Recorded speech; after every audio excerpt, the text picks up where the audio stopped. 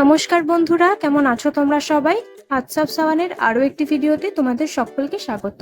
বাড়িতে 2-4 piece chicken থাকলে প্রথমেই যেটা মাথায় আসে, সন্ধেবেলায় চিকেন পকোড়া বানাবো। কিন্তু সবসময় চিকেন পকোড়া একদমই ভালো লাগে না, তাই একবার এইভাবে চিকেন চিজ বল বানিয়ে দেখতে পারো। নামটা শুনেই হয়তো মনে হচ্ছে অনেক ঝক্কির রান্না, কিন্তু একেবারেই সেরকম নয়। চিকেন পকোড়া যেরকম অল্প সময়ে বানিয়ে নেওয়া যায়, সেইভাবেই তোমরা চিকেন চিজ বল বাড়িতেই বানিয়ে নিতে পারবে, আর সেটা একদম রেস্টুরেন্টের মতো খেতে হবে। তাহলে চলো দেখে নিই কিভাবে বানাবো চিকেন চিজ বল। প্রথমে চিকেনের মধ্যে নুন, লেবু রস আর একটু আদা রসুন বাটা দিয়ে চিকেনটা ম্যারিনেট করে রাখবো 5 মিনিটের জন্য। আমি কিন্তু আদা রসুন বাটা দিয়েছিলাম ম্যারিনেশন করার সময়, সেটা ভিডিওতে আর দেখানো হয়নি, স্কিপ হয়ে গেছে।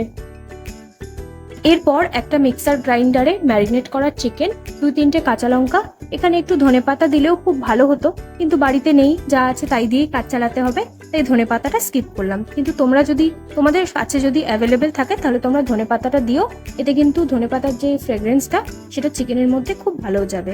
এবার 2টো স্লাইসড পাউরুটি দিয়ে সবকিছু খুব ভালো করে মিক্স করে একটা ডো বানিয়ে নেব। এবার ওই চিকেনের ডোটার মধ্যে একটু চিলি ফ্লেক্স আর একটু গোলমরিচের গুঁড়ো আর কিছুটা নুন দিয়ে খুব ভালো করে হাতের সাহায্যে মেখে নেব। চিজ বল বানানোর জন্য চিজ তো লাগবেই, সেই জন্য এখানে আমুলের চিজ নিয়েছি, চিজ কিউব, সেটা আমি ছোট ছোট করে টুকরো করে কেটে নেব।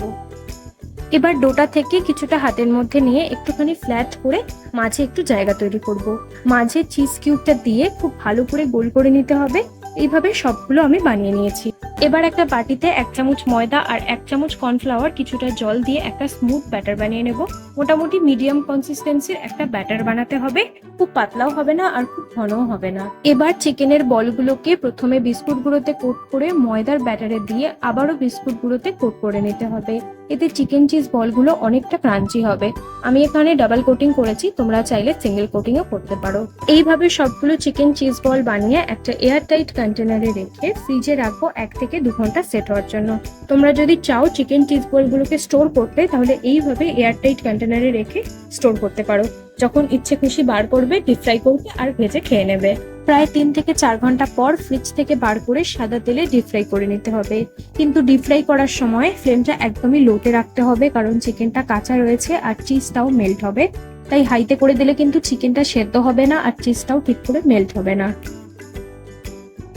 প্রায় 10 থেকে 15 মিনিট লো টু মিডিয়াম হিটে ভাজার পর তুলে নিয়ে সার্ভ করেছি গরম গরম চিকেন চিজ বল। আওয়াজ শুনে নিশ্চয়ই বুঝতেই পারছো কতটা ক্রাঞ্চি হয়েছে। বাইরেটা যতটা ক্রাঞ্চি, ভেতরটা ততটাই জুসি। সবসময় চিকেন পকোড়া না বানিয়ে একবার এইভাবে চিকেন চিজ বল বানিয়ে দেখতে পারো। বাচ্চা থেকে বড় সকলের ভালো লাগবে। আর যদি ভালো লাগে ভিডিওটাতে একটা লাইক দিয়ে চ্যানেলটা সাবস্ক্রাইব করে নিও।